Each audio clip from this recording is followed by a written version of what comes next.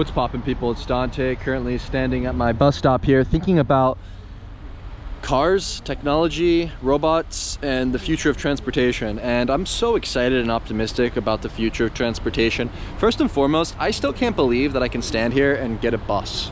You know, I know that's such a basic thing, but the fact that I can wait here and have a bus arrive and I get on it and it takes me directly to where I need to be at home is incredible.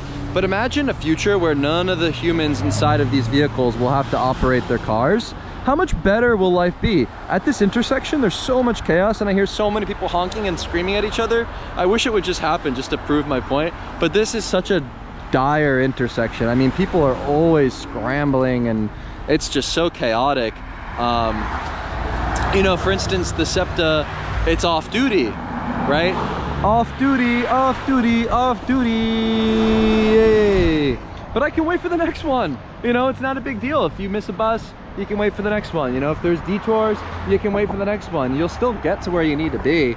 And I think that the simplicity of not owning a car, of having less possessions, and actually using, here we go with the honk, honk, honk, and actually, you know, just embracing the physical nature of life, you know, what grounds us to the earth being gravity, standing, walking, moving, you know, these things I think we further stray away from as we use technology in a way. You know, when you use a car, you're just sitting down in this big computer, you know, moving to the office to then operate another computer. You know, we're disconnected both through the way that we transport ourselves and through technology, whether it be the car, the phone, you know, the AirPods. When I sit on the bus and I'm sitting there, or standing there rather, you know, this is the other thing with buses, you can stand on the bus. I can stand while traveling. You know, I don't want to sit down. You know, maybe the future of cars should have like standing room or something. That'll be pretty sick. Because quite frankly, if I sit down on the bus when I go home right now, you know, I'll start to yawn, feel tired, and then I won't want to hit the gym when I get home. But right when I get home, as I'm standing and waiting to get there, I'm gonna hit the gym right away. And anyways, this is besides the point. When I take the bus in the morning and I'm standing there and I'm watching as people are on their phones watching TikTok and, you know, blast music in their ears with their AirPods, I'm so confused because we have no neighbors anymore. We have no community anymore, right? We have no communication at all anymore. I saw this girl awkwardly wave at her friend, and he didn't even see her, right? Like, it's just like we're losing like the social like connection to each other as humans, as cities rapidly advance technologically. But I think that when we actually have cars autonomously drive themselves, we can free up the amount of time we spend laboring. We can free up the amount of time we spend behind a computer screen. We can free up the amount of time we spend enslaved to technology. And to me, this is the ultimate tragedy of modernity. You know, it feels like a sci-fi dystopian nightmare when you're alone and you're isolated and you're living in a city and nobody is around you to speak to. You know, this is a strange world that we live in when you come down to a city and you walk around and there's zombies on Market Street. I mean, they're not homeless.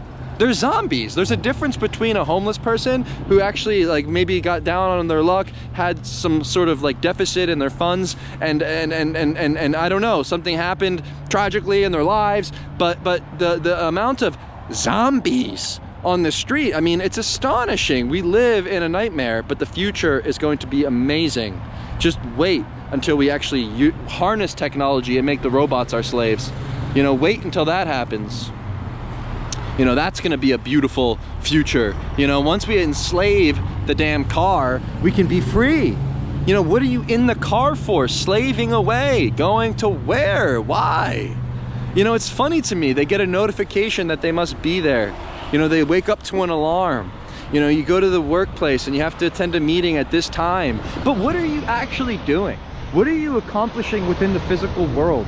The digital world, while it is going to be the future of work, of communication, of everything, I find that it's actually scary and frightening when it comes to community building. You know, when I worked from home using Zoom, I couldn't tell you how depressed I was. It was the worst experience of my life. You're sitting there numb, working at the computer, you're in a call, you don't even see the people and how tall they are. You know, one of the funniest things that occurred was there was a group that was trying to unionize because they thought the boss was being too demanding because they told him to crunch his numbers, and the guy was maybe trying to size him up, you know, thinking he's short or something.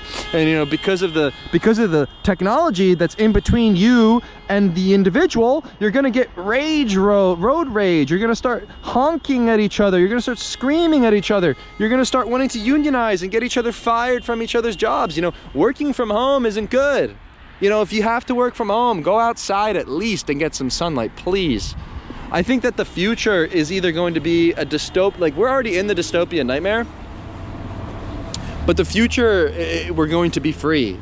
You know, once we get these robots and these cars and these computers just operating themselves and doing all these mundane bureaucratic tasks that we do on a day-to-day basis in a city that produce meaningless nothing, we will then flourish. I think this is the ultimate tragedy of man. It's the way that we succumb to technology. It's the way that we're essentially enslaving ourselves on the street, whether it's in a car, in an office, on a grid. We're literally enslaving ourselves voluntarily because it's comfortable. And this is concerning.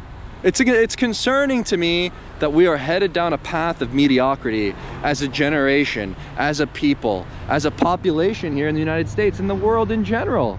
You know, you go over to Italy, they're having the same problems with their society that they have here in the United States, right? It's not just here in the United States, it's everywhere in the world. And I think that, you know, to go forward into the future with optimism is necessary. And I look at this future as a bright one where we will enslave these buses, we will enslave these cars and these computers for the betterment of mankind. Welcome to the Route 38 Gauge Class 4. Hey Kurt, how are you?